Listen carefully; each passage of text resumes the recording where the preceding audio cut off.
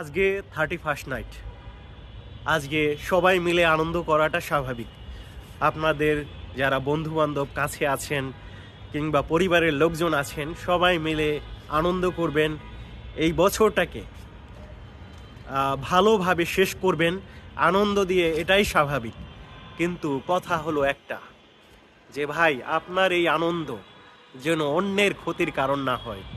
আমাদের যে পাখিগুলো আছে সেগুলো যেন এই বাজি ফুটানোতে মারা না যায়।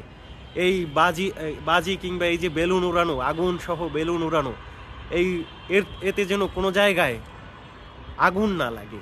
এই যে কিছু সাবধানতা আছে, কিংবা আপনি অনেক অনেক বেশি সাউন্ড করে আপনি আশেপাশের প্রচণ্ড আনন্দ করলেন, কিন্তু অনেকেই আছে যে হার্টের রোগী কিংবা আশেপাশে অনেকেই ঘুমন্ত অবস্থায় আছে। সেই বিষয়গুলো আপনারা একটু নজর দিবেন, তাহলেই দেখবেন যে আপনার যে